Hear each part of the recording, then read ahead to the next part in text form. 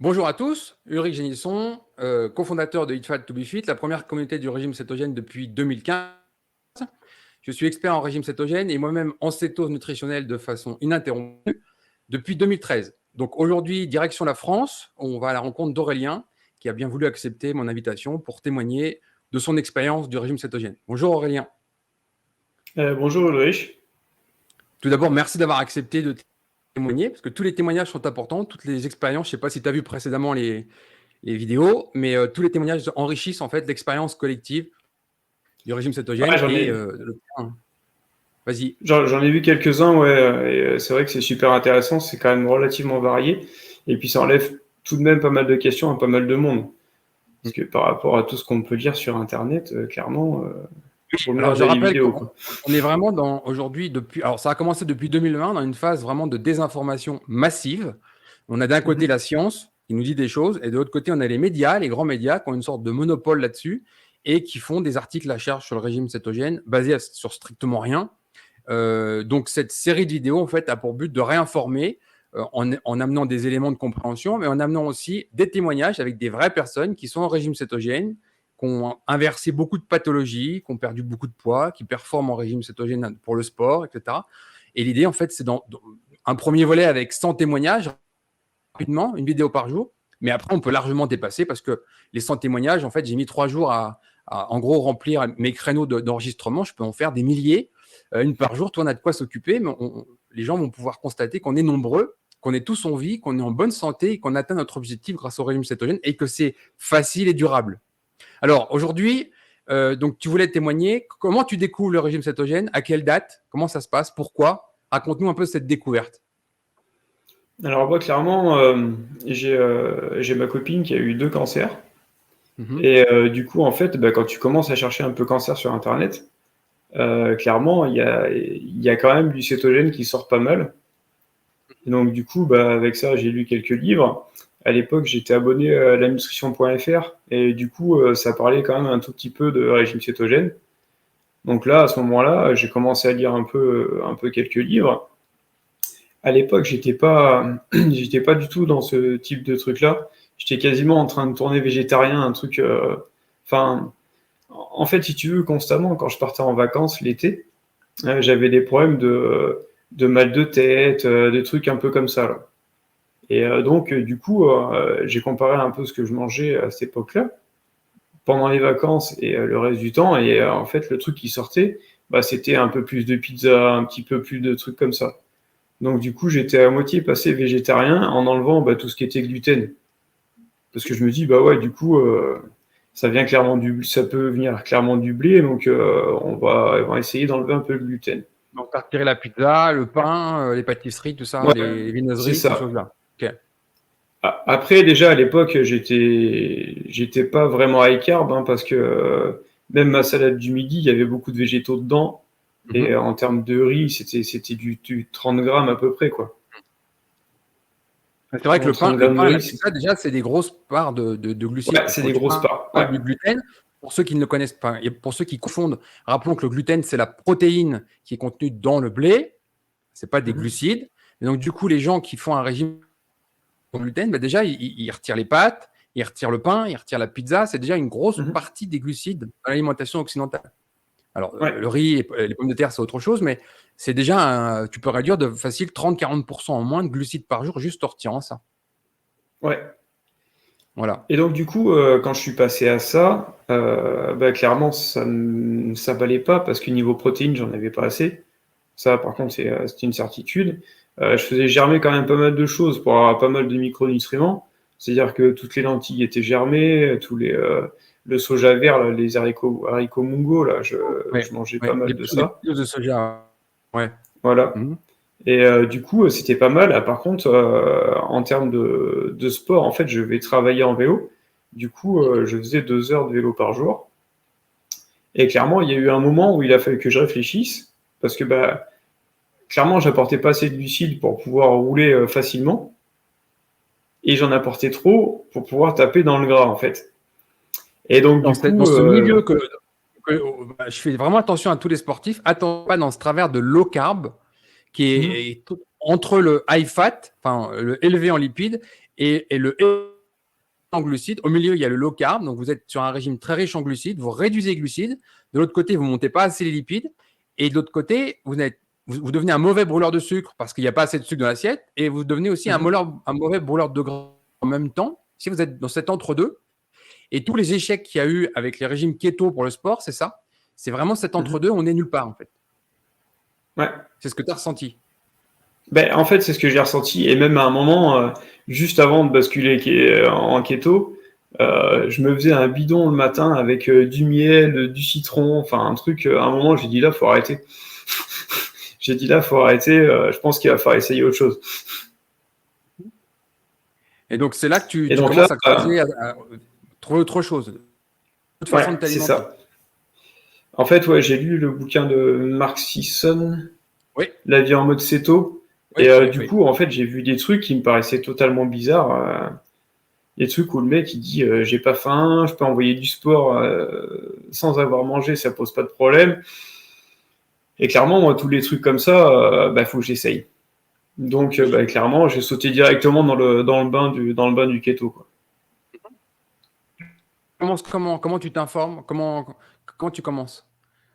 Juste avec le livre de Marc? Là, en fait, ouais, juste avec le livre de Marc, je commence, je lis, je vois, ça m'intéresse, il y a tout plein de trucs un peu bizarres, donc je me dis, voilà, clairement, il faut sauter dedans pour savoir.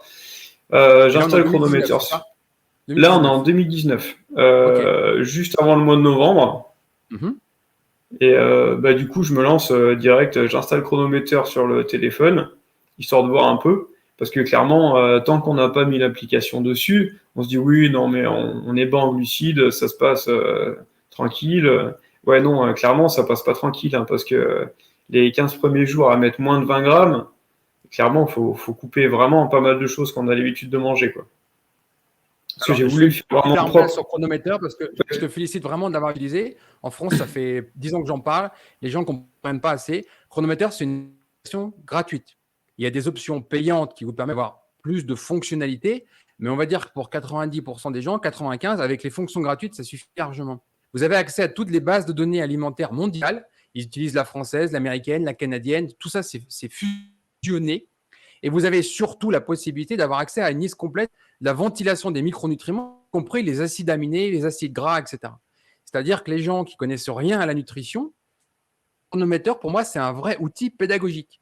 C'est-à-dire quand vous mettez, je ne sais pas moi, 100 grammes de bœuf haché dans votre chronomètre, vous n'avez pas juste 100 grammes de bœuf. Là, vous avez les détails, acides aminés, les minéraux, les vitamines, etc. Et ça permet en plus, avec une barre, de facilement voir là où il y a des carences. Visuellement, c'est très pratique pour voir en disant ah, là, tiens, tel micronutriment, je pêche, qu'est-ce que je peux faire pour en rajouter? Donc, chronomètre, c'est la seule application que je recommande pour la nutrition. On peut l'utiliser sur un PC pour les gens qui sont allergiques au smartphone. Vous avez raison. Et sans vouloir dévoiler ce qui va arriver, dans un mois, je vais interviewer une personne de chez Chronomètre qui va nous parler en détail de son application. Donc, je recommande, je n'ai pas d'action chez Chronomètre et je vous dis, la version gratuite marche très bien. Utilisez cette application pour apprendre sur la nutrition. Donc, je te félicite pour ça. Ah, tout à fait. C'est super intéressant de l'utiliser parce qu'on ne se rend pas compte en fait de la quantité de glucides qu'on est capable de mettre. Et même les protéines. Alors au début, comme j'étais quasi végétarien, quand je suis passé cétogène, j'avais tendance à pas en mettre assez de protéines. J'avais du mal un peu à les digérer, c'était pas simple. Maintenant, j'ai plus la tendance inverse, quoi. On en met vraiment beaucoup, quoi. Il n'y a pas vraiment beaucoup, quand tu es en sportif en plus, il y a pas, enfin moi je vois pas trop de beaucoup, attention, je parle toujours de vrais aliments, pas des poudres, pas des compléments alimentaires. Là, c'est autre chose. 90 grammes de whey dans un pot, c'est une chose. 90 grammes de protéines sous forme de steak, c'est autre chose. Hein. Donc, tout à fait. Ouais. Et donc, du coup, je me mets 15 jours à mettre moins de 20 grammes par jour de glucides. Et là, clairement, le passage un peu merdique est arrivé super vite. Hein, parce que j'ai continué, contrairement à ce qui est marqué dans le bouquin, dire les 15 premiers jours, il faut y aller mollo, faut pas faire trop de sport, faut marcher, pas forcer le truc. Clairement, ce qui s'est passé, c'est que j'ai pris la décision le dimanche, le lundi, j'ai pris les vélos pour aller bosser. Ouais. Donc, en plus, je m'entraînais avec un niveau cardiaque assez élevé quand même avant. Enfin, je me mettais tout le temps une plage entre 150 et 175 pulses. Ouais. Donc, 23, autant 24. dire que, ouais, autant dire que ça a été super rapide. C'est-à-dire, je crois que le deuxième jour, déjà, dès le matin, j'avais la fameuse keto floue qui est arrivée parce que clairement, j'ai pas mis assez de sel. Ça, c'est la première des choses. Et puis, ouais, ça arrivait un petit peu vite, quoi. Ouais, on rappelle toujours cette célèbre grippe cétogène. En fait, c'est une sorte d'état grippal, ça n'a rien à voir avec le virus, et c'est totalement lié aux micronutriments, totalement lié aux électrolytes, et totalement lié en premier à pas assez de sel dans son assiette. Les premiers jours, on perd du glycogène, donc on perd de l'eau, donc on perd des électrolytes, hypotension, tête qui tourne, légère, un peu comme une tête congestionnée, migraine. Là, c'est directement un problème de sel. Ouais, c'est ça. Donc, si on veut éviter ça, il faut y aller sur le sel. Donc voilà, juste par expérience, si je dois parler à quelqu'un qui fait du cétogène, enfin qui rentre dans le cétogène, clairement, le coup des 15 jours à y aller mollo, il faut vraiment le faire. Ah, mais je l'ai marqué partout. Et j'ai fait vraiment un gros disclaimer. Attention en particulier aux gens qui prennent des charges lourdes. Genre, tu commences à faire des squats avec 200 kilos sur le dos. C'est pas la bonne idée. C'est vraiment ça, t'oublies. Donc, des activités douces, à la limite, un petit footing à 120, 130 pulsations, un peu de marche rapide, du vélo sans effort intense. Et encore, le vélo, ça peut être dangereux parce que, ne serait-ce qu'une perte d'équilibre sur un vélo, il peut y avoir des conséquences, il faut faire gaffe. Parce qu'il y a besoin de temps pour cette adaptation, donc faites attention à ça. Et faites attention au sel. Mais en tout cas, clairement, pas de charge lourde, pas de sport violent pendant cette phase de céto-adaptation qui va durer 5-6 jours chez les plus chanceux, 15-18 jours chez ceux qui sont vraiment accros aux carbs. On se repose. C'est pour ça que chez un sportif de haut niveau, c'est vraiment à placer en saison creuse. Indispensable. Après, moi, c'était assez rapide. Le seul truc que j'avais, c'est le rythme cardiaque qui était plus élevé pour pas grand-chose, en fait. Dès que je marchais un petit peu, ça s'envolait direct, quoi. Je me demandais vraiment ce qui se passait. Normal. Au début, c'est normal. Tu as vu cette adaptation et tu as vu qu'au bout de quelques semaines, tout change. Ouais. Donc, tu commences comme ça. Tu mets quoi dans ton assiette à ce moment-là, pendant cette phase de cette adaptation? 2 repas, 3 repas par jour? Comment tu t'organises à ce moment-là? Alors là, à ce moment-là, je fais 3 repas. C'est-à-dire, je mets des œufs le matin avec du ghee, je mets du fromage par-dessus. À midi, c'est une salade parce que c'est ce que j'amène au travail. Donc, clairement, un truc qui est froid, c'est plus facile à manger, quoi. Donc, avec un petit peu de protéines, style des œufs, du magret de canard séché. Et ouais, de la salade. Et puis le soir, je cuisine un morceau de viande avec un petit peu de légumes, tout ça baigné dans une bonne dose de gras. Et puis. Et à ce moment-là, tu es tout seul à le faire. C'est-à-dire que ton épouse, tes enfants, tout ça, tu es tout seul. Ouais, alors je suis tout seul, mais c'est moi qui cuisine la plupart du temps le soir. Donc tu fais cuisine pour les autres et cuisine pour toi. Ouais, c'est ça. Ok. Donc je les oblige un petit peu, quoi, on va dire. Ouais. Après, ils ont tout le temps des biscottes ou des trucs comme ça là pour manger avec le fromage, par exemple. Ça fait pas grand-chose, hein, mais ça fait passer tôt. Oui, bien sûr. Disons que c'est beaucoup moins strict. Je peux comprendre l'idée. Et donc, sans vouloir aller déjà trop loin, en 4 ans de régime cétogène, comment a évolué ce régime année après année? Qu'est-ce que tu as rajouté? Qu'est-ce que tu as enlevé? Le nombre de repas? Comment ça a évolué avec le temps déjà, tout ça? Alors déjà, en nombre de repas, je suis descendu à 2, parce que là, c'est vraiment plus pratique pour moi. Parce que comme je vais travailler à vélo, en fait, je me lève, et à peu près dans le quart d'heure qui suit le moment où je sors du lit, j'ai les fesses sur la selle du vélo. Donc là, clairement, pour digérer quand on a mangé, c'est juste pas possible. Et puis ça fait longtemps qu'on est cétogène et bien adapté. Clairement, quand t'es à jeun, c'est le top. Ouais. Parce que t'es pas lourd, il y a tout qui se passe. C'est tout simple en fait.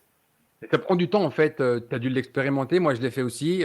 Ça prend du temps pour prendre confiance et se dire, je peux faire un effort physique à jeun. Ouais. Au début, on n'est pas rassuré, hein, forcément. On essaie de... Voilà, faut l'expérimenter pour vraiment en être sûr. Après, avant de passer céto, j'avais déjà oublié ma gamelle un matin. Et du coup, quand t'as pas mangé à midi et que tu dois revenir le soir, déjà j'étais en mode panique, mais un truc de fou, quoi. Alors que maintenant, je peux passer 24-48 heures, il n'y a même pas de panique, hein, tu sais que ça passe tranquille, quoi. Parce que tu es devenu un brûleur de gras, parce que tu as accès à ta graisse corporelle et que du coup, tu t'es affranchi des apports alimentaires pour la dépense physique. Alors qu'avant, tu étais totalement indépendant de ça. Ça change tout. Ouais, c'est ça. C'est ça. Et ça change vraiment la donne, hein, parce que du coup, tu choisis quand tu manges, en fait. comme c'est le mieux pour toi, quoi. Ouais, c'est clair. C'est un affranchissement pour moi. Je ne vois pas d'autre mot que ça. C'est-à-dire qu'au lieu d'être dépendant de ces apports alimentaires, on en devient totalement libre, y compris dans l'effort physique. Tu vois, toi, tu fais du sport, tu connais très bien l'histoire du marathonien avec le mur du marathonien, 33, 35e kilomètre. Si la personne a mal géré ses apports alimentaires pendant sa course à pied, c'est-à-dire avoir suffisamment de glucose pour son effort, je rappelle que les triathlètes professionnels, ils vont jusqu'à 140 grammes de glucides à l'heure d'effort, hein, et ben, du coup, c'est le plantage. Alors qu'en keto, j'ai publié un témoignage il y a 2-3 ans de quelqu'un qui est en Utah à côté de chez moi, 160 km, 18 heures d'effort à jeun, sans rien manger, juste de l'eau. Ça, c'est inconcevable pour quelqu'un qui n'est pas en keto. C'est impossible, en fait, à faire. Donc, c'est vraiment un changement, c'est une révolution. Ouais, c'est clair. Et surtout que par rapport à ce que tu peux lire en conneries sur Internet, où en keto, tu peux pas monter dans les tours, tu peux pas faire des trucs intensifs et tout, clairement, ouais, ça te fait sourire, quoi. Ouais. Enfin, c'est pas autrement, quoi. Bien sûr, mais tout change en fait, tout le métabolisme change, l'entraînement change aussi, la charge d'entraînement change. C'est pour ça aussi que j'aide des sportifs de haut niveau parce que tout est câblé, calé, organisé pour des sportifs qui sont riches en glucides. Ouais. Et quand tu retires ces glucides de l'équation, absolument tout le monde est perdu. Les données sont pas les mêmes, les seuils sont pas les mêmes, tout change. Donc, il faut avoir une autre vision. On est dans une pleine révolution, en fait. On est un peu comme, tu sais, dans les années 70, ils ont établi quand même beaucoup de normes, beaucoup de tests, le test de Cooper, des organismes étaient là pour tester les sportifs. C'est là que sont arrivés quand même massivement les tests avec les VO2 max, les quotients respiratoires, tout ça. On a fait tout un tas de données, de chiffres. Toi, t'es bon, toi, t'es mauvais, toi, t'as un bon potentiel, toi, pas. Bon. Et puis, tout ça, ça a été calé pour des sportifs qui sont dans une alimentation très riche en glucides. Tu vois, Dave Scott, qui est mon voisin, un grand champion Ironman, il a perdu 20% de sa fonction cardiaque à cause de ses apports en glucides. Pendant toute sa carrière, il était à 70% de glucides. OK ? Et en 2000, quand il a ses problèmes cardiaques, il switch complètement, il comprend son erreur, et maintenant, il n'y a pas un sportif qui l'entraîne qui n'est pas en keto. Hein. Tout le monde est en keto. Tu vois, là. Mais il a fallu tout changer. C'est une vraie révolution. C'est super intéressant. Ça m'étonne pas. Ouais, c'est clair. C'est clair. Donc là, aujourd'hui, tu fais 2 euros. Oui, vas-y. Excuse-moi, il y a un petit justement, décalage. je voulais revenir à la question parce que c'est vrai que la question c'était qu'est-ce que j'ai rajouté et comment sont mes repas. Donc du coup, ça a dévié un peu. Mais du coup, ouais, donc c'est 2 repas par jour. Donc des vrais repas, hein, parce que, moi, c'est en gros 4000 calories par jour. Ok. Tu vois. Donc c'est vrai. Bien. Quand tu regardes un peu les gens à côté, tous ceux qui font du sport à côté de toi et tout, quand tu vois les espèces de micro-gamelles qu'ils ont à côté, ils sont tout le temps avec la polaire. Enfin, c'est un truc. Le métabolisme, il est écroulé, un truc de fou, quoi. C'est ça. Donc, bon. Ouais, clairement, c'est toujours à peu près la même chose. C'est-à-dire que quand je vais au travail, c'est une salade, toujours. Donc, ça, par contre, j'ai pas changé. Donc, en général, c'est en apport de protéines, c'est de l'entrecôte.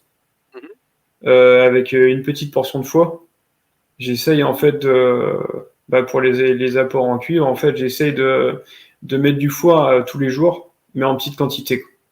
D'accord, c'est bien. Il y a des gens qui vont prendre une quantité plus importante, 1 fois par semaine, 2 fois par semaine. Après, une petite quantité, pourquoi pas, se fractionner, il n'y a pas de souci. J'avais fait un long article sur je ne sais pas si tu l'avais lu, le long article sur le cuivre et le zinc. On a alerté tout le monde sur le zinc pendant 2-3 ans, là, avec la folie qu'on vient de passer. Et tout le monde a oublié le cuivre, alors que c'est vraiment essentiel, c'est un binôme, quoi. C'est un équilibre. Ouais. J'avais tendance à mettre des huîtres, en fait, avant. Je mettais pas mal d'huîtres, en fait, les week-ends et tout, là. Mais c'est vrai que ça apporte beaucoup de zinc aussi au passage. Alors que bon, avec le foie, du coup, c'est pratique. Et puis, et donc, du coup, dans ma salade, c'est entrecôte crue, c'est foie cru. Et ces salades, en général, c'est soit du brocoli que je vais couper super fin pour le sulforaphane. Je vais mettre des fois un petit peu de betterave que je vais râper. Et après, que des trucs. Ouais. J'essaie de mixer un peu ça et puis après mettre soit de la salade, soit de l'épinard. En général, pour avoir de la feuille, un peu, faire un peu de volume, quoi. Une grosse salade composée le midi. Ouais, et puis, c'est ça. Et puis après, un dîner le soir. Ouais, tout à fait. Voilà. Donc là, dîner le soir, hein, c'est viande avec légumes qui baignent dans du gras, peu importe. Okay. Donc là, pour essayer d'être équilibré, si je mange de la côte de porc, je vais mettre de la graisse de canard avec les légumes. Très bien. Et donc, du coup, c'est toi qui cuisines à la maison? Continue. Ouais, en général. Ouais. Voilà. Et donc, ton épouse, tes enfants, comment ça se passe? Tu continues à faire les deux salles, deux ambiances? Ou Ben, tu il rajoutes y un a... peu de musique? Comment tu t'organises? Ah non, il n'y a pas de salle de ambiance, hein. Je fais à manger comme ça, tout le monde mange comme ça. D'accord? Ok. Après, ils peuvent rajouter ce qu'ils veulent, c'est-à-dire s'ils veulent une biscotte, une tranche de pain avec le fromage, il n'y a pas de souci. Ok. Mais par contre, les enfants ont clairement mon habitude, hein. C'est-à-dire Ok. qu'avec un bout de fromage, ça sera pas du pain, ça sera un gros morceau de beurre avec. Ok. D'accord. Ok, ok. Donc là, si tu veux, quand on voit un peu ce qui se passe et les gens, là où ils sont bloqués, souvent ils Ouais. sont bloqués sur le pain. Oui. Ça, c'est le français moyen, il est bloqué sur le pain. Moi, clairement, du fromage, je mets une grosse rondelle de beurre et je mets le fromage dessus, quoi. Et clairement, ça change vraiment la donne aussi. Mais c'est vrai qu'avec l'habitude, un bon fromage, après, tu n'as plus besoin de pain. Avec l'habitude. Ouais, c'est ça. Voilà. Voilà. C'est En ça. France, on a l'habitude de prendre un grand morceau de pain avec un tout petit morceau de fromage. En keto, ça va être plutôt l'inverse. Puis après, on se rend compte que le pain, hop, on s'en passe. Ouais, Voilà. tout à fait. Bon. Donc, ouais, en gros, Et c'est ça, c'est ça. ok. Ben, donc, voilà. Quels sont les bienfaits que toi, tu peux résumer en 4 ans de régime cétogène, le sport, ta santé, qu'est-ce que tu as pu obtenir grâce à ce régime cétogène? Alors, moi, de base, du coup, bah, comme on a dit déjà tout à l'heure, hein, c'est de pas être dépendant au frigo. Mhm. Donc là, ça permet, même sur des journées où, quand je vais faire du motocross ou des trucs comme ça, de même pas se poser la question, quoi. Tu t'enquilles ça, même avec de l'intensité, contrairement à ce qui est annoncé n'importe où, tu peux faire ce que tu veux. Tu rentres à la maison, tu as besoin de laver la moto, il faut partir avec les enfants pour aller se promener, t'as toujours pas mangé, tu continues, quoi. La vie, elle s'arrête pas, quoi. Donc ça, c'est la première des choses. Deuxième chose, j'ai toujours eu du mal, en fait, à garder mon poids. Depuis que j'étais tout gamin, donc bah, j'étais quand même relativement gros quand j'étais gamin. Et du coup, bah, j'ai toujours rajouté des salles de sport où je me mettais pendant 2-3 mois à en faire un petit peu plus pour dire, bah tiens, je vais perdre un petit peu, quoi. Donc là, clairement, ça a bien changé parce que si je fais pas de sport, j'ai pas faim. Et clairement, c'est vraiment régulé par rapport à ce que vraiment tu as envie, quoi. Donc, du coup, tu stabilises ton poids grâce Ouais, d'abord à ton assiette et plus avec ton activité physique. ouais, c'est ça. C'est ça. Après, le truc où c'est un peu compliqué, c'est ça, faut en parler aussi un petit peu.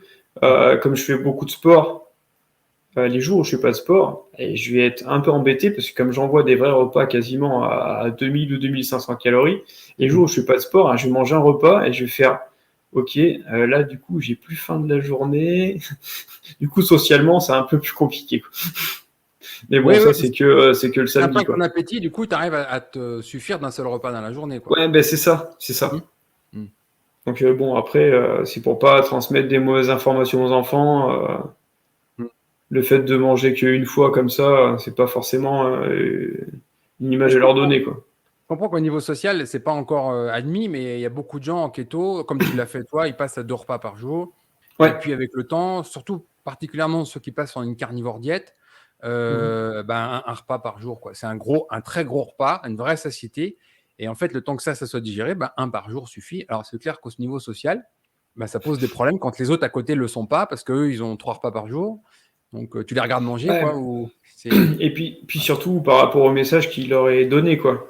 C'est-à-dire Oui, en que les plus. enfants, ils ont un goûter à 10 heures, ils ont un autre truc à 16 heures. Enfin, Hmm. il n'y a pas 3 heures qui se passent sans qu'ils mangent quelque chose, quoi. Ouais. Donc, je comprends la difficulté sociale, enfin, la pression sociale, elle est importante, c'est pas forcément très simple. Bah, en fait, c'est un peu de ma faute parce que clairement, le premier repas, si je m'envoie à 2500 calories alors que je fais rien, je peux très bien pas aller à satiété et puis dire, bah, comme ça, j'ai un autre repas le soir. Mais c'est juste que j'ai l'habitude et que du coup, ça passe tout seul. Oui, oui, bien sûr, avec l'habitude, on sait ce qu'on va avaler, on sait que ça Ouais, va c'est rentrer, ça. et voilà, je comprends tout à fait. Donc c'est déjà un beau parcours. Donc motocross, tout va bien. Je sais pas si tu as vu l'interview de Pierrick Paget, Ouais, et j'ai il disait vu. il arrêtait bien content d'avoir ce régime-là quand il était au top pour le Touquet, par exemple. Ouais. Niveau endurance, c'est quand même sympa. Et j'ai encore des pilotes de motocross qui m'écrivent et qui me disent ouais, mais entre deux manches, je mange quoi? Alors, bah, techniquement, rien. Maintenant, Ouais, c'est si tu as un ça. petit peu envie de croquer quelque chose, ça ou ça, mais techniquement, il n'y a pas besoin, quoi. Ouais, ouais, tout à fait. Ben, oui, oui, non, mais ça, c'est vraiment le gros avantage. Quand je vois sur les pistes de motocross, donc, moi, je fais que de l'entraînement, en fait, hein, je fais pas de course. parce que du coup, au niveau familial, c'est plus facile d'envoyer 1h30 de moto en 2 heures. Ça, clairement, c'est un truc qui se fait aussi. Ça, t'as pas besoin de t'arrêter toutes les 5 minutes. Je bois moins que la moto, en fait, des fois. Donc, bon, ça, c'est vraiment plutôt pas mal. Et ouais, tu te mets vraiment de la grosse intensité. Il y a rien qui. Enfin, ça pose même pas de problème, quoi. Et donc, dans ta pratique sportive, tu dis vélo déjà pour aller travailler, donc vélo taf, Ouais, matin, soir. ouais, c'est Ça ça. fait en gros combien de kilomètres par semaine? T'as une idée à peu près? En gros, ça fait un peu plus de 200. Ouais, c'est déjà pas mal. 200 Ça km de vélo fait, par semaine.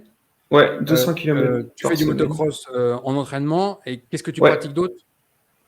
En fait, je fais du renforcement musculaire les midis au travail. Donc D'accord. là, c'est pareil, je prends mon vélo sur 1 km sur une pente à 7% pour aller à la salle. D'accord. Et après, je m'envoie du coup du travail. C'est tout le temps les mêmes exercices, par contre. Mhm. C'est des swings avec kettlebell Ok. et du relevé turc avec kettlebell la même. D'accord. Donc là, ça me fait quasiment 40 minutes avec l'échauffement, en plus à midi, quoi. Très bien. Ça fait Donc là, déjà une belle charge de travail sur la semaine, ouais. quoi. Et puis c'est du travail assez lourd. C'est-à-dire que le travail à kettlebell, c'est pas le travail qu'on voit d'habitude avec des séries longues de 30 reps chargées à 8 kilos. Là, c'est chargé à 40 kilos et des séries de 10, quoi. Très bien. Plus c'est Donc là, lourd, moins il y a de répétitions et mieux c'est. Ouais. ouais, et ça me fait monter, en gros, quand je prends un poids supérieur, je suis quasiment à 180 pulsations. Donc, le mythe de, on peut pas. Alors tu sais, il y a eu plusieurs mythes qui ont été faits. Il y a un grand spécialiste de la nutrition française. Je me souviens encore de son poste il y a 7 ou 8 ans, Mhm, qui disait qu'il était techniquement impossible de prendre le moindre gramme de synthèse musculaire en mhm, cétose nutritionnelle. Je m'en mhm, souviens bien de ce poste. Et à côté de ça, pendant ce temps-là, tu avais déjà Luis Villasanor, le Mexicain, qui avait construit toute sa masse musculaire, qui a comment, ouvert un groupe international, Keto Gain, sur uniquement mhm, la musculation. Et il a pris toute sa masse musculaire en cétose. Et puis, alors, bien sûr, il y a eu beaucoup de bodybuilders dans les années 60 en particulier, qui étaient en cétose nutritionnelle, donc par la preuve, on ne parle même pas de science là, on parle de la preuve que c'était une ânerie. Donc, clairement, il n'y a pas de problème pour prendre de la masse et de la force en cétose nutritionnelle. Mais c'est mhm. clair qu'il ne faut pas amener 30 grammes de tofu par jour sous forme de protéines. Ouais, Voilà. c'est clair. Après, ouais, c'est ça. Si je veux dire. Ouais, donc du coup, 180 pulses quasiment quand je fais mon travail, quoi. Donc ça, je fais ça surtout pour le relevé turc, parce que le relevé turc, en fait, quand tu es vraiment super chargé, tu as tout le temps la masse au-dessus de la tête. Donc là, à niveau mental, ben, clairement, ça t'apprend à pas lâcher, et puis ça te permet surtout de mettre vraiment du poids, quoi.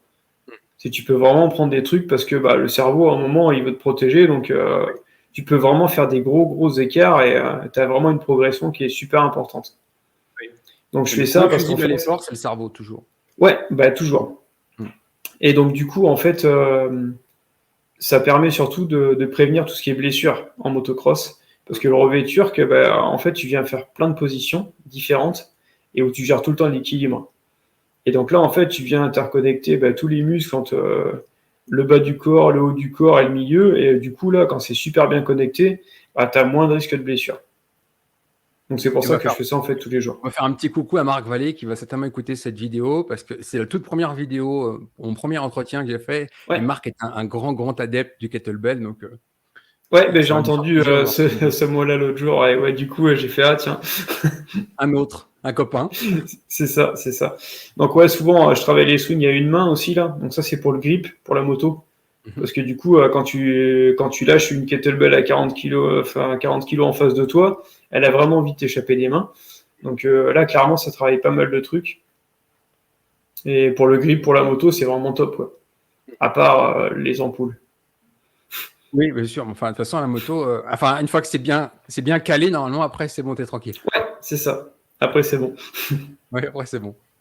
Qu'est-ce que tu as changé d'autre? Parce que justement, c'est une vraie reprise en main de ta santé.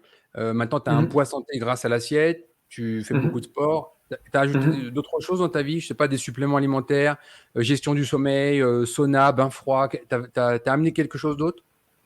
Alors, ouais, je suis tout le temps en train d'essayer des trucs. En fait, en Oui. gros, c'est comme si le régime cétogène, c'était un nouveau cadeau de Noël, là, et tu ouvres la boîte, et puis C'est en une fait, il y nouvelle a tout porte. plein de petits outils dedans. Mm. Et du coup, tu as envie de tout essayer. Parce que du coup, tu peux le documenter, tu peux voir un peu ce qui se passe. Donc, ouais, en supplément, je prends pas grand-chose. Je prends un petit peu de magnésium, du magnésium citrate, un truc comme ça. Je dois prendre 200 milligrammes, je crois que ça va être ça. Ah, c'est Juste une possible. tablette. Je prends Ouais. de l'iode aussi. D'accord.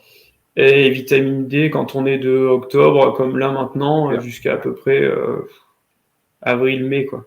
D'accord. Très bien. Et sinon, c'est tout. Après, sinon, je prends du kéfir de lait le matin. Donc, ouais, j'ai C'est bien. dit 2 repas, mais en fait, je prends quand même du kéfir de lait le matin. C'est bien ça. Ouais, ça c'était. Je sais pas si tu avais téléchargé le guide où j'explique aux gens Ouais, comment faire le kéfir de ouais, lait à la tout maison. à fait. Voilà. Et donc, je vais faire travailler, enfin, je vais faire parler Gabory, je pense, dans quelques semaines, et puis Mhm, un spécialiste des produits laitiers. Ils ont créé un label qui s'appelle Lait de foin en France. Et c'est mhm. une filière, en fait, et un label qui prône les produits laitiers uniquement avec des animaux nourris à l'herbe ou au foin l'hiver. Et donc, on va Ouais. parler un petit peu de la différence des acides gras, tout ça, avec les animaux nourris aux céréales. Donc, et le kéfir de Mhm, lait en routine, moi, c'est pareil, hein, ça fait, je sais pas, 7-8 ans que j'ai publié le guide, tous les matins, un kéfir de lait. J'ai apporté mhm. mes grains de kéfir de France vers les États-Unis, ils sont passés dans la valise. Donc, ça, on continue cette Impeccable. routine-là. Ouais. Donc là, du coup, je prends ça et je prends aussi du kombucha dans l'après-midi. Que tu fais Donc là, en aussi? fait, que je fais aussi, ouais. Ah, Avec génial. ton guide, hein, du coup, parce Ouais. que, en fait, avant, j'en faisais aussi, Mhm. que de temps en temps. Ouais. Mais attendre une semaine que ça se fasse dans un pot, c'est super Et chiant. c'est le choix que j'ai fait. Tu sais, au tout début, Ouais, il y a deux grandes méthodes pour faire du, du, ouais. du kombucha pour les gens qui ne savent pas. Soit on fait ce qu'on appelle des tournées, c'est-à-dire Mhm, on assemble tout, on laisse ça dans un coin 2 semaines et après on vide le pot et tout est mis en bouteille. Soit il y a ce qu'on peut faire, on appelle ça la tournée continue, c'est-à-dire qu'on vide que la moitié du récipient, on rajoute, etc. Et là, on peut en mhm, tirer en gros, dans un vinaigrier de 4 litres et demi, on peut en tirer mhm, 2 litres tous les 2 à 3 jours, donc 4 litres par semaine. Pour une famille, c'est génial. C'est fait à la mhm. maison, ça coûte rien. C'est de l'eau, du Ouais, thé et du c'est sucre pour la ça. fermentation. Et donc il y a un e-book complet sur le site en téléchargement. Et je suis vraiment content que tu. Je sais qu'il n'y a pas beaucoup de gens qui y sont allés, donc je suis fier de toi, je suis content. Et donc, ça fait combien de temps maintenant que tu t'es lancé dans le kombucha? Oh ben ça, maintenant, ça fait 2 ans. 2 Ouais, ans? ça fait quasiment 2 ans entre le kéfir de lait et le Ok. kombucha. Les Et enfants, là, ils c'est tapent dedans pas. aussi? Les enfants ne tapent pas dedans, D'accord. 3 mais acides? bon. Ouais, un petit peu. Ouais, j'ai tendance à le faire un petit peu acide en général. C'est comme tu le fais un peu comme tu veux. En Ouais. général, il est un petit peu acide. Ok. Mais par contre, là, que des avantages, hein, parce que j'ai toujours été asthmatique. Mhm. Et ben, en fait, j'ai commencé le kéfir comme ça, le kéfir de lait, le kombucha, et puis un jour, je vais tondre dehors, je reviens, j'ai pas les yeux rouges, et madame, par contre, elle était avec le nez qui coule, les yeux rouges et tout, elle me regarde, elle me fait, mais qu'est-ce que t'as fait là ces derniers temps? Parce que là, d'habitude, ouais, je revenais, j'avais les yeux complètement explosés, enfin, et là, en fait, j'avais plus rien. Juste Bravo. le fait d'intégrer bah, du kombucha, du kéfir de lait, quoi. Bravo. Franchement, Donc ça, c'était magnifique parce qu'en fait, quand t'es gamin, t'as été désensibilisé, t'as avalé tout plein de produits, tu sais même pas ce que c'est d'ailleurs, ouais. et en fait, ça a rien fait. Ouais. Et en fait, tu fais un truc, tu t'en rends même pas compte, et ouais, non, t'as plus rien. En fait, pour faire simple, vraiment, à la fois le kombucha et le kéfir, déjà, il y a beaucoup de science. Il faut bien comprendre que quand vous allez sur PubMed, que vous avez une alerte là-dessus, vous avez des études qui tombent toutes les semaines. Hum, C'est pas des trucs de rigolo, c'est pas un truc New Age, je sais pas quoi. Il y a de la vraie science. Le kéfir en particulier, depuis longtemps, on a des milliers d'études. Et en fait, c'est un immunomodulateur. C'est-à-dire, pour faire simple, ton système immunitaire, tu sais, il y a plutôt une dominance soit TH1, soit TH2. Et l'allergie, donc, elle part dans un sens, les maladies auto-immunes vont partir dans un autre sens. Et en fait, le kéfir, une intervention sur le microbiote va immunomoduler, c'est-à-dire stabiliser le régime cétogène. Excuse-moi, stabiliser le microbiote et stabiliser le système immunitaire. Et c'est comme ça qu'on retire toutes les allergies, en mhm, particulier l'asthme, mais ça peut être d'autres types d'allergies, grâce à cette modulation. Et en fait, on fait l'inverse de ce que les médicaments font, qui sont des immunosuppresseurs. C'est-à-dire qu'au lieu de moduler, ça supprime l'excès. En fait, on prend le problème dans l'autre sens avec les aliments. Et ça intervient principalement au niveau du microbiote. Il n'y a pas d'autre chose. Et c'est franchement fantastique parce que se dire, on prend un litre de lait cru, on met les grains dedans, le lendemain ou le surlendemain, on a notre kéfir de lait, on va boire la bouteille sur la semaine et on a une telle intervention sur la santé. Moi, je te dis bravo parce que il n'y a pas beaucoup de gens qui font ça encore. Ah, puis quand tu vois le coût que ça fait, quoi. Enfin, quand tu vois les médicaments, le prix que ça coûte, et quand tu vois juste 1 litre de lait acheté pour une semaine et puis 1 litre d'eau pour faire du thé, franchement, c'est abusé, quoi. Oui, c'est abusé. Mais c'est pour ça que la santé par l'assiette, c'est pas qu'une légende. Hein, on peut y arriver. Hein. Ouais, tout à fait. Ouais. Et là, du coup, avec le régime cétogène, donc il y a ça déjà, l'asthme qui a disparu, et puis toutes les maladies que tu peux choper, quoi. Le rhume hivernal, ces choses-là, j'imagine. Le rhume hivernal, la super maladie à la mode ces derniers temps. Donc là, moi, je l'ai chopé, clairement, je l'ai chopé au tout début, parce qu'en fait, il me l'a fallu. Parce que pour aller sur les terrains de motocross, comme je n'étais pas vacciné, le gros problème, en fait, c'est qu'il fallait que je me fasse tester et que je le paye, vu que j'étais pas vacciné. Et du coup, ça m'a pas vraiment intéressé. Donc, quand ma gamine a ramené ça à la maison, j'ai fait ce qu'il faut pour l'avoir. Donc là, clairement, ça s'est passé, elle l'a eu le vendredi, donc on l'a su le vendredi soir. Donc le samedi, une bonne sortie à jeun en course à pied, tu vois, un bon 2 heures de course à pied à jeun. Et à midi, on a fait du bourguignon, donc du coup, j'ai bu du vin rouge. Je bois pas beaucoup d'alcool, mais là, du coup, je me suis mis quasiment une demi-bouteille. Et derrière, je suis passé en douche froide. Et là, j'arrivais pas à me réchauffer. J'ai dit, ça y est, c'est gagné. Et du coup, voilà, j'ai eu le Covid. D'accord. Après de longs efforts. Ouais, oui, après, quand on sait un peu ce qu'il faut pas faire, du coup, tu le fais et ça marche, quoi. D'accord. Donc ça, c'est première expérience Covid. Et puis la deuxième, c'est il y a 2 mois à peu près. Donc j'essaye toujours d'avoir un métabolisme un peu élevé. C'est-à-dire quand je me promène dehors, là, qui fait 10 degrés, je suis en short, en t-shirt. Donc là, mes enfants avaient une compétition de BMX. Donc j'étais short t-shirt, tout le monde était avec sa doudoune, enfin bon, tout se passait bien. Et le lendemain, je torréfie mon café dehors, et du coup là j'étais pieds nus, short t-shirt. Et là j'avais vraiment du mal à me réchauffer, quoi. Il y avait vraiment un truc qui se passait bizarrement, quoi. Bon. Là du coup on était le dimanche, je dors super bien la nuit, le lundi matin je me réveille, et là du coup je prends ma VFC comme tous les matins. En fait j'ai une montre Coros, donc en fait tu n'as pas une valeur vraiment réelle, par contre il te donne un indicateur, il te donne une valeur entre 0 et 100. Et là du coup le lundi matin, j'avais 30. Et pourtant j'avais pas fait de sport et tout, enfin je comprenais pas le truc. Et en arrivant au boulot, mon collègue m'appelle, il fait « Ah, au fait, j'ai le Covid. » Et en fait, ça s'est vu que sur la VFC. Il n'y a que sur la VFC où j'ai vu que j'ai été super fait pendant 2 jours. Mais par contre, j'ai continué le vélo, j'ai continué tout. Et c'est passé totalement inaperçu, quoi. Encore, il a juste lutté contre l'infection naturellement. Ton système immunitaire était opérationnel. Ouais, voilà, c'est ça. Ça fait quelques petits symptômes et basta. Ouais, c'est ça. Okay. Donc du coup, dans tous les jouets keto que j'utilise, j'utilise la respiration, où je fais des apnées en général sur le vélo. D'accord. Tu as peut-être regardé un petit peu la méthode de Wim Hof ou des choses comme ça c'est pas Wim Hof, c'était Oxygen Advantage. Buteyko, ouais. Ouais, Buteyko. Ouais, c'est ça. Donc ça fait partie des jouets que j'utilise régulièrement. Il faudrait que je fasse une prise de sang pour voir les globules rouges, voir si j'ai réussi à les faire monter ou pas, quoi. Ça, j'ai pas prévu encore. Mais ouais, clairement, ça change pas mal de choses. Donc, je respire tout le temps par le nez aussi, ça c'est pareil. Ouais, c'est une vraie révolution, ça. Ça change l'entraînement aussi, parce que quelqu'un qui a des entraînements à un rythme cardiaque élevé, qui n'a pas l'habitude, etc., quand on lui dit de fermer sa bouche, qu'on lui met quelque chose qui ferme sa bouche, là, ça devient tout de suite très compliqué. On réduit la cadence, on réapprend, quoi. Hein, mais en fait, là, j'ai regardé, quasiment jusqu'à 190 pulsations, je respire par le nez, quoi. Il n'y a même pas d'intervention de la bouche. Il y en a à 130, ils n'y arrivent déjà plus. Hein. Ouais, je sais. Donc il y a ça, et puis je l'ai dit un peu pour le métabolisme. En gros, je crois que depuis le mois de mars, j'ai pas pris de douche chaude. Je prends mes douches totalement froides. Donc voilà. Beaucoup de développement. Donc là, je le fais pas avec la pomme de douche au-dessus de la tête. Parce que quand on arrive à cette période, là, le mois d'octobre, là, on a la température d'eau qui est quand même relativement basse. Du coup, là, j'évite quand même pas mal la tête parce que là, on a vraiment du mal à faire de la chaleur avec. Ouais.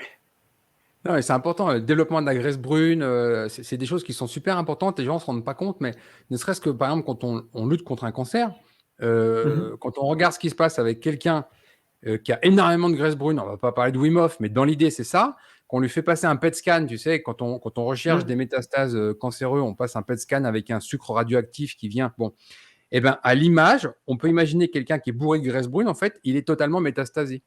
C'est juste que c'est sa graisse brune qui a un vrai puits à glucose, alors Mhm. qu'aujourd'hui, les Occidentaux sont totalement dépourvus de cette graisse brune.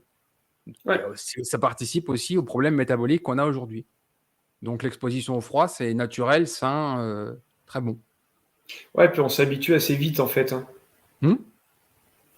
Ouais, Au mais début, il faut être courageux pour y aller, quoi. Au début, c'est difficile. ouais, Les ouais, gens, ouais, quand ouais. on comprenne les premières fois, mais c'est magique, hein. Ouais, carrément. Puis c'est pareil, tu t'affranchis de. Enfin, t'as pas de Oui, veste, t'as pas de veste, quoi. Après, tu peux rester dehors tranquille. c'est ça. C'est un Faut confort. pas. Ouais. Ben, là, clairement, en ce moment, il fait en gros 8-9 degrés le matin, tu vois. Et pour aller bosser, c'est short t-shirt, quoi. Là, j'ai même Hmm. pas besoin d'avoir de veste ni rien, quoi. À la base, un être humain est fait pour ça. C'est-à-dire, tu Ouais, produis ta c'est chaleur. Et ça. c'est la plus grande partie de sa dépense d'énergie, normalement, c'est aussi pour ça. Sauf Ouais, qu'aujourd'hui, comme on est dans Bonjour Keto, dans le dernier livre, je ne sais pas si tu l'as vu, ouais, mais j'ai parlé de ouais, j'ai vu. climat thermoneutre. C'est-à-dire Mhm, qu'en gros, on a de la clim quand il fait trop chaud, du chauffage quand il fait trop froid, on l'a dans la voiture, nos vêtements qui ont maintenant, au niveau technologique, tellement évolué qu'on peut aller à moins 25 dehors, on n'a pas froid parce qu'on est couvert. mhm. Du coup, c'est thermoneutre, le corps n'a plus aucun effort à faire pour créer cette chaleur. Ouais, tout à Et, fait. et ça change tout. Techniquement, baisser la température dans sa voiture. Toi, comme tu fais, alors carrément short, t-shirt en plein hiver quand tu vas marcher à pied, faire du vélo, le bureau avec moins de degrés, la chambre avec moins de degrés, etc. Ça Mhm, participe en fait à ce maintien métabolique de création de chaleur, quoi. Normalement, est fonctionnel, quoi. On est mhm. fait pour ça. Et Ouais, c'est un ouais, tout à problème, quoi. fait. Après, pour la chambre, faut négocier pour baisser la température. C'est compliqué. On va se mettre d'accord. Faut se mettre d'accord. Non, mais c'est énorme. Et des études qui ont été faites, hein. Ne serait-ce que descendre sa chambre à 16 degrés, ce qui n'est pas non Mhm. plus, c'est pas Mhm. le Groenland. Ouais, c'est 16 ça. degrés, c'est 300 kilocalories dépensées en une nuit. Ouais. Donc les gens, quand on voit, ils disent, ah, faut faire du sport, faut dépenser. Oui, ben, si tu vas faire une course à pied d'intensité modérée, 300 kilocalories, c'est 45 minutes, hein. Ouais. Sauf que là, tu l'as fait en dormant. Ouais. Si tu rajoutes une douche froide de quelques minutes, bim, 300 kilocalories encore en plus. Et tu n'as rien fait dans ta journée. Et on se rend compte, en fait, que cette thermoneutralité, en fait, elle est vraiment préjudiciable pour nous, quoi. Ouais. Voilà. Ouais, et puis il y a aussi ce qui est dit dans les médias et tout. Alors, je parle pas pour ça, mais pour les gens, par exemple, qui veulent perdre du poids, Mm. clairement, on va leur dire d'aller courir. Ok, la personne, il va aller courir à 20 minutes. Il va être rouge Ouais. comme une tomate, il est prêt à éclater, et clairement, le lendemain, il n'a pas envie de le faire. Alors que cette dépense énergétique là, de 20 minutes, il aurait passé 1 heure à marcher ou 2 heures dans sa journée, au lieu Ouais. d'être sur le canapé, ben, clairement, la dépense, elle est la même. Oui, Sauf qu'il s'est pas mis une torture de fou, quoi. exactement. Et puis en plus, il y a le problème du sport avec l'appétit. On fait du sport, Ouais. on a plus faim, et quand on mange plus de glucides, à la fin, c'est un désastre parce que non seulement on ne Mmh. perd pas de grammes, on en crée. Et ça, les Ouais, études c'est nous ça. montrent. Tim Noakes a été un des premiers à nous le dire il y a déjà longtemps. Pour perdre du poids, c'est pas avec le sport. C'est avec une intervention dans son assiette. Le sport a d'autres vertus, d'autres avantages. C'est indispensable d'avoir une activité physique aujourd'hui. OK, très bien. Mmh. Mais pour perdre du poids, c'est pas l'assiette. Et tu l'as prouvé toi-même. Oui, carrément.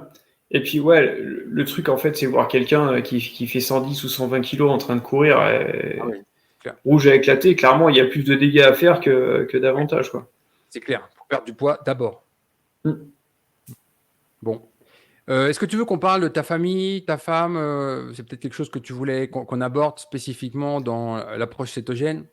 Ben, en fait, du coup, moi, si je m'intéresse à tout ce qui est bain froid, tout ce qui est Mhm. sport et tout, c'est clairement pour la mitochondrie. Parce que du coup, quand j'ai sauté dans le bain cétogène, en fait, c'est parce que ben, ma compagne a eu 2 cancers. Et quand elle les a eus, on a eu les enfants juste derrière. Donc, du coup, bah, j'ai 2 enfants et ils sont nés, en gros, juste avant qu'elle soit faite opérer pour les cancers, quoi. D'accord. Ok. Donc, le premier, c'était cancer du côlon. Donc là, il n'y a pas eu de. Ils ont juste tuyauté, quoi, comme fait un plombier. Il n'y a pas eu de produits, ni chimio, ni rien. Par Ok, une contre, pour la chirurgie. deuxième. Ouais, et par contre, le deuxième, bah, là, par contre, c'est thyroïde. Mhm. Donc, la thyroïde, il y a eu les essais à l'iode 141 qui marchent Ouais. super bien. Et du coup, tout a été détruit. Ouais. Ouais.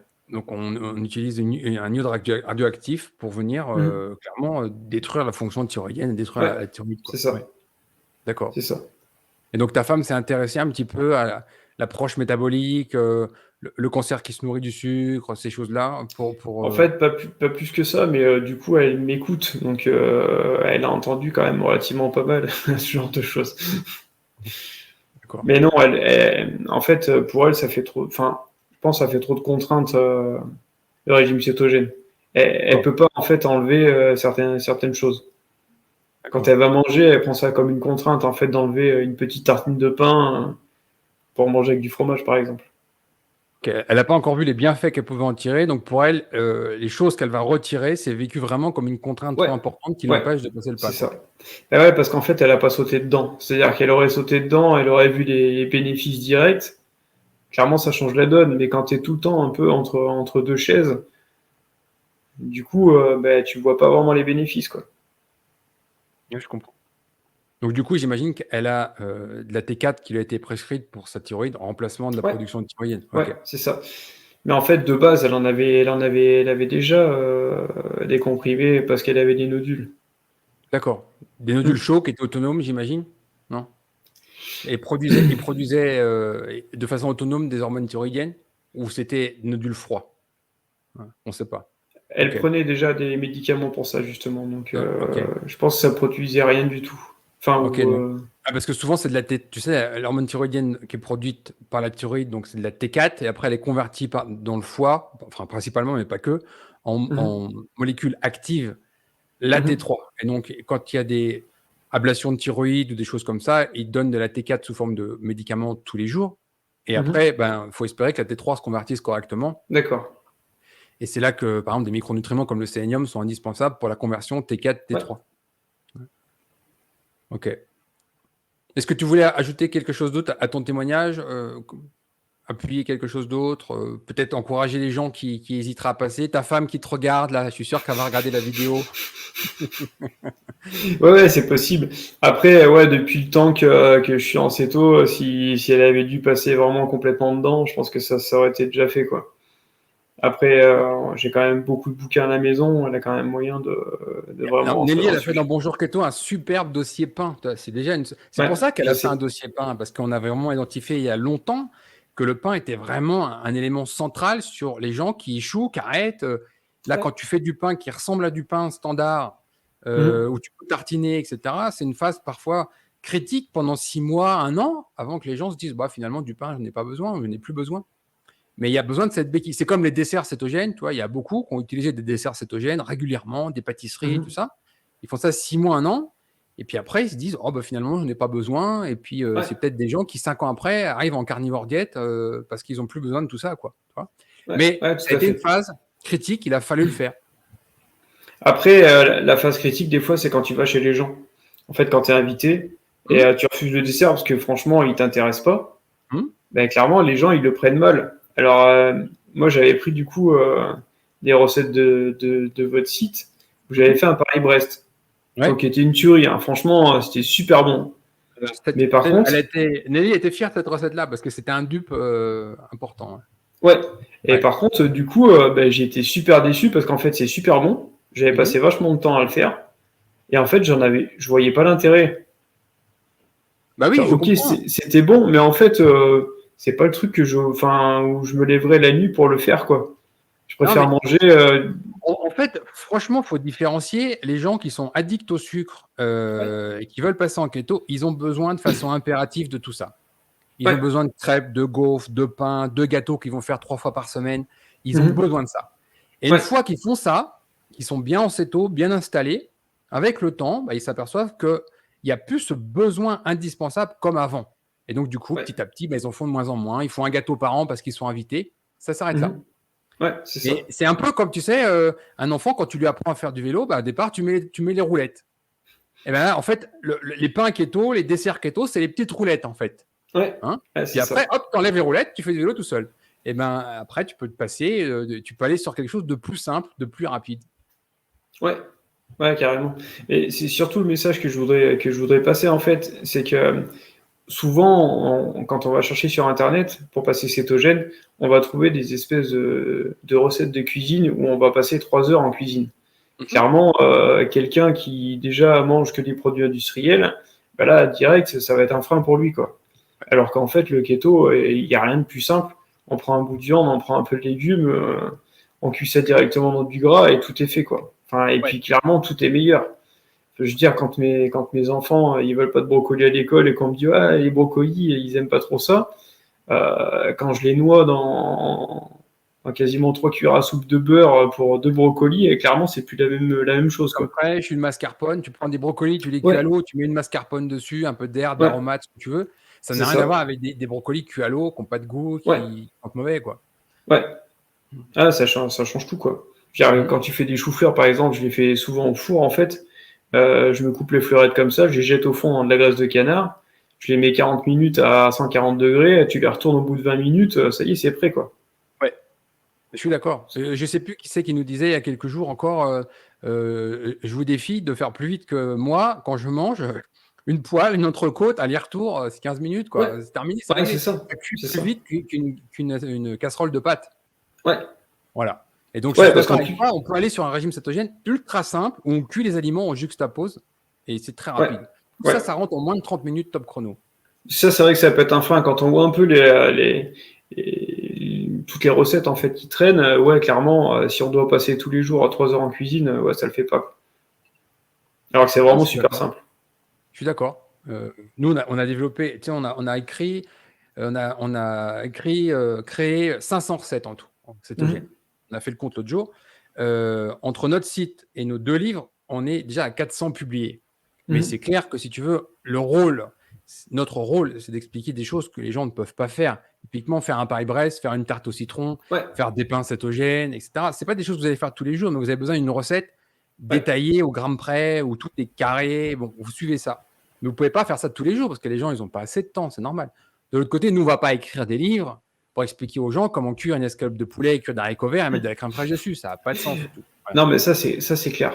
Ça c'est clair. Voilà. Et puis surtout, c'est que dès qu'on remplace un peu la farine de blé, c'est vraiment très technique. Il faut quand même faire beaucoup de Oui, mélanges pour oui. arriver à un truc qui Il n'y ressemble a, à quelque chose. y a aucun ingrédient qui remplace la farine de blé. C'est pour s'en approcher une juxtaposition de plusieurs ingrédients au gramme près. Ça change tout. Ouais. Et c'est un peu touchy, ouais.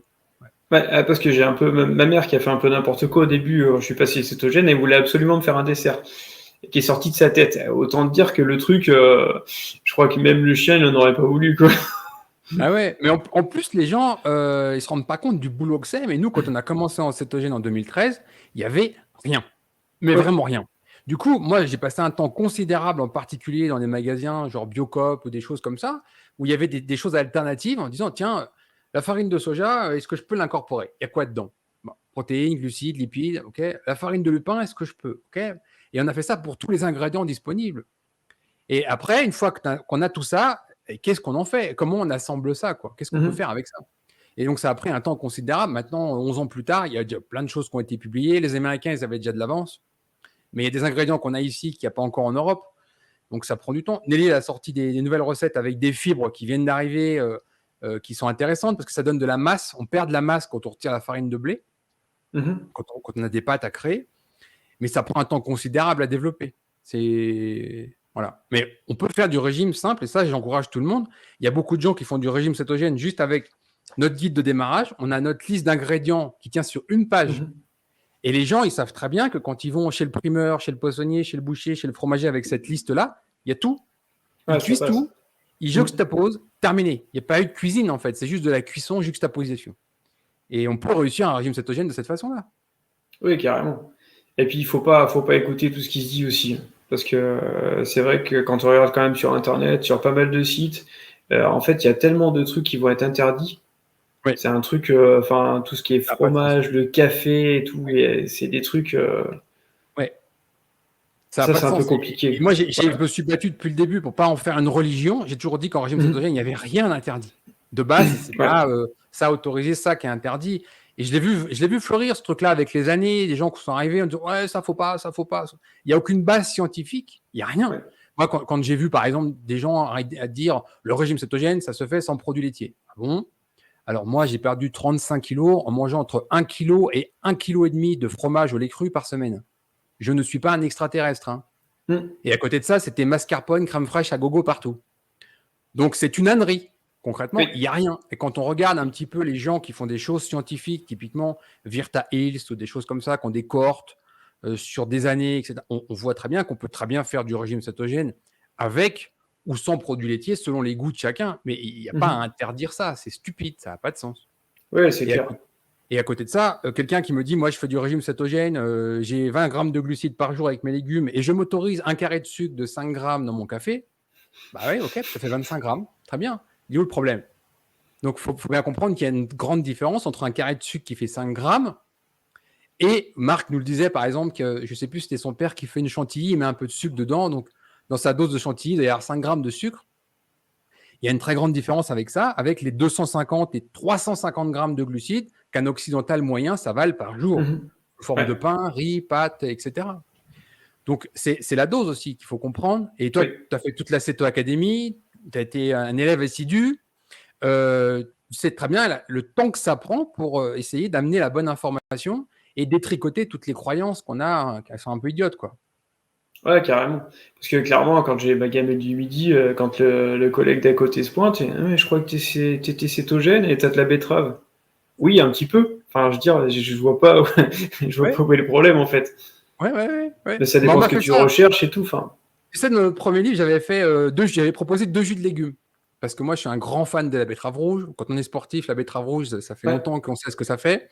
Et Mhm. à chaque fois que je travaille avec un sportif de haut niveau, et je suis toujours un grand fan de la betterave rouge, des bétaïnes, etc., il me dit ouais, mais la betterave rouge, c'est pas keto. Attends, on se calme, on se calme. Qu'est-ce que tu fais dans ta journée? Voilà une betterave rouge, voilà ce que tu vas utiliser dans un extracteur pour faire un jus, voilà ce que ça va t'amener comme glucides. C'est bon? On a fini C'est la ça. conversation? C'est bon, c'est impeccable. Et puis il Et y a c'est ça, surtout, ouais, comme tu le dis, il y a encore des croyances, vraiment, on veut simplifier en disant ça c'est autorisé, ça c'est interdit. C'est stupide. Il faut essayer de comprendre ce qu'on fait en fait, comme ouais, tu l'as fait. tout à fait. Et puis il y a aussi cette espèce de chasse à l'acétone aussi là, où eh bien, en fait les gens ils vont se gaver d'huile de coco toute la journée dans tout ce qu'ils peuvent trouver quoi, pour avoir des valeurs de cétone qui sont élevées. Enfin, je vois Ah, pas mais on l'a trop l'intérêt toujours. non Et plus. moi, tu sais, dans la CETO Academy, j'avais fait questions-réponses avec une Mhm. FAQ. Les questions, c'était je ne maigris pas. Est-ce qu'il faut que je rajoute plus de gras? Et je l'ai mis noir sur blanc parce qu'il y a Ouais, encore des gens, quand ils ont un problème sur la perte de poids, ils rajoutent crème fraîche, huile de coco dans le café, etc. Ce que j'appelle les lipides idiots parce peut facilement s'en passer de cela. ouais, Ça n'a pas de sens, mais c'est encore là. Et pareil pour les corps cétoniques. Je ne maigris pas parce que ma cétose n'est pas assez élevée. Alors qu'il n'y a pas de corrélation entre une ouais, cétose très élevée et une ouais, perte de tout à poids. Ça fait. n'a pas de sens. Mais Mhm. ça, c'est des vieilles croyances. Il y a encore plein de gens qui ne maîtrisent pas leur sujet, qui continuent à perpétrer ces bêtises-là. Et il y a beaucoup de gens qui sont en erreur avec ça. Pareil sur les protéines. J'ai expliqué les quantités de protéines dans la Ceto Academy. Il y a un module complet, la néoglucogénèse. Néoglucogénèse quand on est en keto, quand on est métaboliquement sain, pas métaboliquement sain. Du coup, maintenant, dans le régime carnivore, la question se pose beaucoup. Moi, j'arrive avec 100 grammes de protéines, ok. Bon, là, je suis à 250, beaucoup de néoglucogénèse, qu'est-ce qui se passe? Enfin, les gens se posent des vraies questions, quoi. Ouais. Il y a un vrai problème, il y a un vrai mythe sur la néoglucogénèse en keto, et ils n'arrivent pas encore non plus à différencier la personne qui est saine au niveau métabolique. Mhm. Quel est le pourcentage du surplus de protéines qui va être converti en glucose et des personnes qui ne sont pas saines. Et tout ça, le problème, c'est que les gens ils veulent une réponse en 2 lignes. C'est pas possible. C'est un article de 15 000 mots, moi, un truc pour répondre correctement à ça. Ça prend du temps, faut lire. Ouais, mais au moins c'est détaillé et voilà, Hmm. on sait ce qu'il y a dedans, quoi. Voilà, mais les Toujours plus protéines, simple. c'est encore vraiment un gros problème, hein. Ouais. Vraiment. Et on voit encore beaucoup, beaucoup de gens qui ne consomment pas assez de protéines. J'ai toujours dit partout, le risque, c'est pas trop de protéines, c'est pas assez de protéines. Voilà. Parce que moi, en gros, je vais viser 150 grammes, j'y suis jamais, quoi. Je suis quasiment tout le temps à 200, quoi. Ça, c'est un truc sans forcer, ça y va tout seul, quoi. Avec le temps, quand on a un régime plus carné, bah voilà, moi je suis en moyenne entre 200 et 250 grammes de protéines par jour.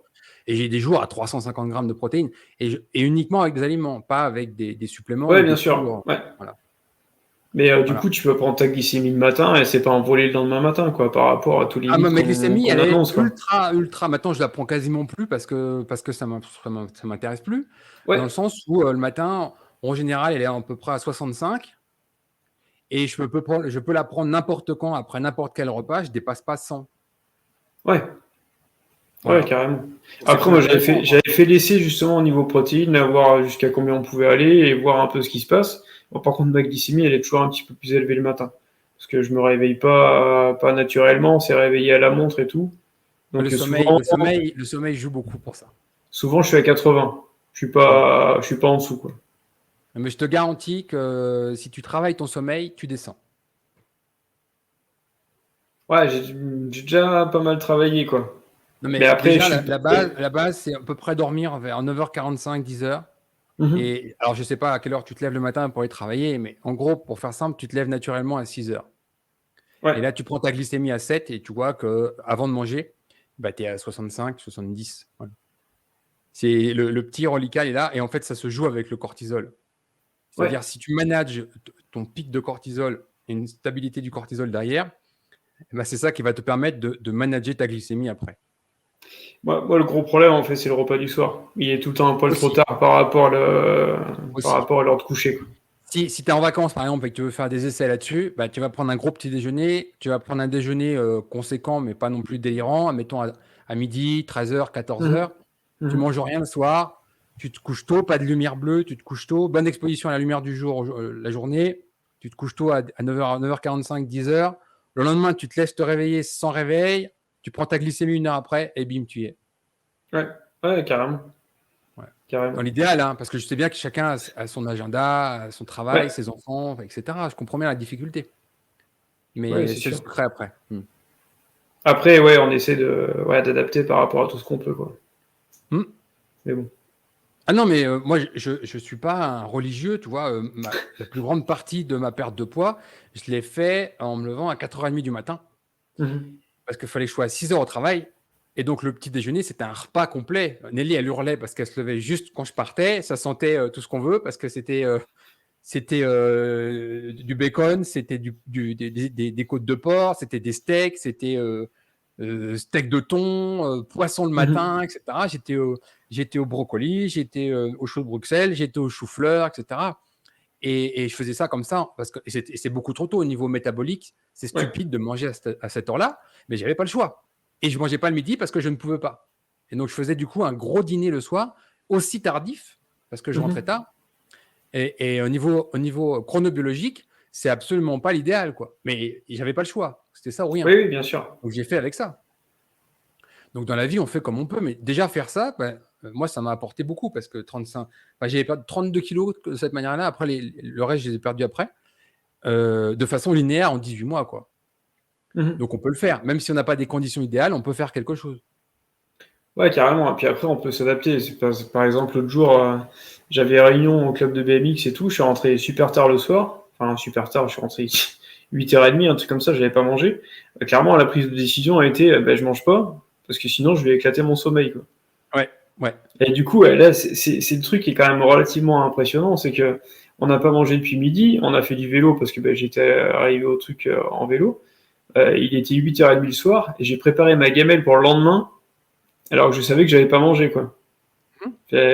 Enfin, t'as même pas enfin, quand t'as décidé que t'allais pas manger, tu manges pas, quoi. Il n'y a Impossible pas de avec un régime panique. high carb. La tentation va Ouais, être c'est plus grande. ça. Ah ouais, mais c'est sûr. Alors que là, tout a été préparé, mis dans le frigo, et paf, un passage au lit, et on n'en parle plus, quoi. Ben, sincèrement, je te dis bravo parce que tu t'es vraiment intéressé au sujet. Tu as dépouillé, Mhm. tu as regardé la science, tu as lu des livres. Mhm. Tu as réussi à mettre ça en place dans ta vie. Tu as fait des choses comme le kéfir de lait, le kombucha. Ça Mhm. prend un peu de temps, forcément. Quand on a une vie déjà dense, le travail, les enfants, une femme qui a été 2 fois malade, c'est pas simple. Donc, je te Mhm. tire vraiment mon chapeau. Un beau résultat, quoi. Et je pense pas que au bout de 4 ans comme ça, tu me dises, bah, l'année prochaine, j'ai arrêté le régime cétogène. Je pense que dans ta tête, c'est quelque chose qui est à vie, quoi. Ouais, non, mais là, c'est sûr. Bah, parce que clairement, au début, c'était pour essayer. Parce que bah, quand tu lis le bouquin, tu vois un peu tout ce que tu peux en retirer. Quand tu lis un peu sur Internet, tu te dis, ouais, putain, ça va pas l'air super simple comme truc. Ouais, ça va être compliqué. Non, clairement, tout est savoureux. Enfin, je veux dire, il y a même pas à tortiller, quoi. C'est là-dedans qu'il faut rester et pas autre chose, quoi. Ceux qui ont essayé, en fait, ils ont vu qu'il n'y avait pas de frustration, Ouais, concrètement. c'est ça. Et même ceux qui ont de vrais besoins, comme ton épouse avec le pain, par exemple, on peut faire Mhm. du pain cétogène Ouais. pour faire cette transition. Et il n'y a même pas besoin de faire tous les jours. Tu fais une grande quantité, ton pain, il fait 3 jours, tu en fais 2 fois par semaine. Voilà, ça peut être une béquille pour y aller, quoi. Mhm. Ouais, c'est sûr. Je te remercie beaucoup pour ce témoignage. Tu as quelque chose à ajouter? Ben, Un mot de la fin? un mot de la fin, surtout, bah, en fait, il faut essayer, quoi. Prendre un peu, quand même lire, acheter un bouquin pour ça, pour vraiment savoir un peu quoi faire. Mettre une application pour être sûr de ne pas dépasser dans les 15 premiers jours. Et ouais, partir et essayer direct. Il n'y a pas de. Et mettre du sel. Oui. Mettre du sel pour éviter qu'il Mettre du t'ouffe sel, on fait et pas échouer. n'importe quoi pendant 15 jours, et puis après, de toute façon, il y a des bénéfices. Il y a pas à tortiller. Ça marche. En fait, quand on voit un peu les gens qui essayent, tous ceux qui vont rater, c'est tous ceux qui, justement, ont pas compris le truc. C'est quand on voit la gamelle, les gens, on a compris, on n'a même pas besoin d'avoir une application, pas besoin d'avoir de balance, on sait très bien que le raté, il est posé à cet endroit-là, quoi. C'est qu'ils n'arrivent pas à différencier les choses et du coup, ça sert à rien d'expliquer pendant 15 ans. Là, c'est raté direct. Parfait. Je te remercie beaucoup pour ce riche entretien qui sera certainement très utile. Merci à toi aussi. À très bientôt. À bientôt.